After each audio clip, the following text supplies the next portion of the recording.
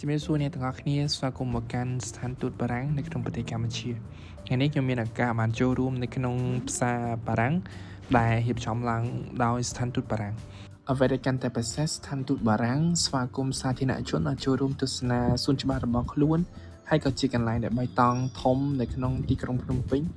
ហើយក៏ជាសួនច្បារដ៏ស្រស់ស្អាតនិងផ្ដល់ជូនលោកអ្នកនៅការបន្ធូរអារម្មណ៍ដ៏ល្អដើម្បីដើរលេងកម្សាន្តហើយកម្មវិធីនេះគឺនៅថ្ងៃទី22ខែវិច្ឆិកាឆ្នាំ2025គឺចាប់ពីម៉ោង10ដល់ម៉ោង6ពោលគឺថ្ងៃម្សិលមិញនឹងឯងហើយខ្ញុំតើបានបញ្ចូលសលេងទីអ្នកទាំងអស់គ្នា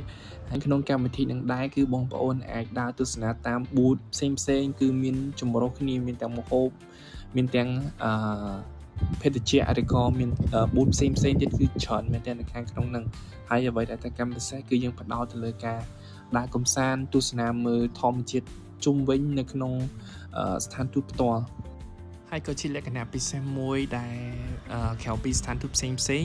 ដែលខ្ញុំចាប់អារម្មណ៍គឺទៅលើស្ថានទូតបារាំងគឺមើលទៅគឺមានសោភ័ណភាពក៏ដូចជាការរៀបចំគឺល្អមែនទែនហើយខ្ញុំចាប់អារម្មណ៍នៅក្នុងការរៀបចំ event នេះឡើងគឺមានសណ្ដាប់ធ្នាប់គឺល្អមែនទែនតាំងពី